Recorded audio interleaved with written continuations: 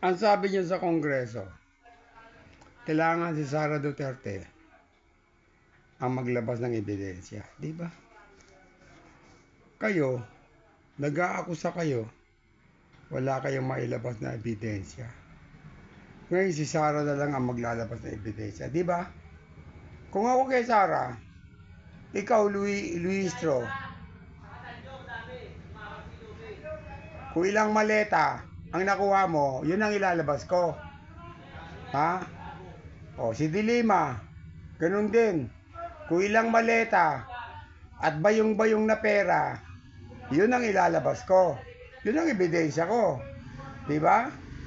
O, yung mga nasa ano lang eh. Yung nasa 18 retired na mga sundalo eh. O, ang daming ebidensya doon ha. Yung ba ang gusto nyong ilabas? Ha? Yung ba ang gusto nyong ilabas ni Sara?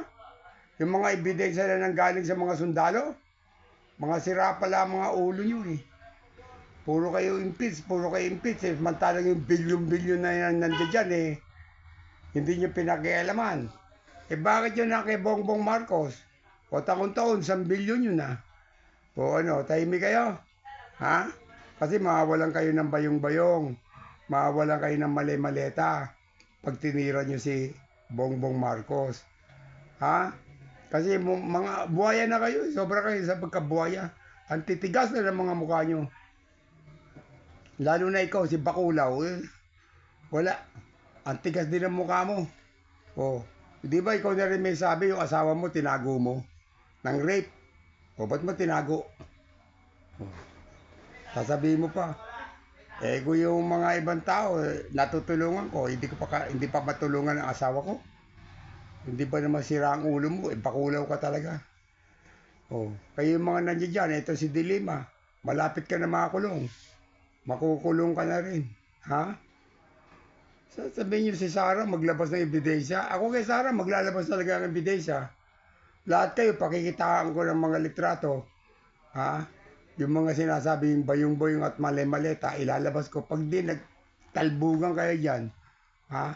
Kundi maihi kayo sa kinauupuan nyo. O, lahat kayo. O, si Boy Tabingi, o, kamusta na? O, di ba? Saka si Father. Wala naman kayong mga kwenta eh. Puro kayo impeachment. Ang daming problema sa bansa. Ang daming naghihirap. Ito lang tinatawag na problema ng gasolina. Hindi niyo pinagtutuunan ng pansin. O, nagnanakaw na sila eh. Ha? Saan nila kinuha yung mga gasolina na nagkakalaga ng 96? 100 plus. Sa kanila rin galing yun. I-stock nila yun eh. Ha?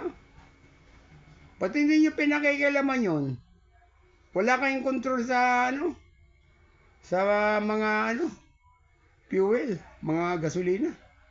Wala kayong control. Ang kinokontrol nyo, yung mga daldalan dyan, kasi bawat hearing nyo sa impeachment, meron kayong isang, alam na yon, isang bayong.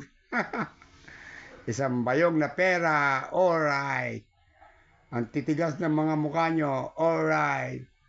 Ang kakapal ng mukha nyo, tumigil na kayo mga ulul.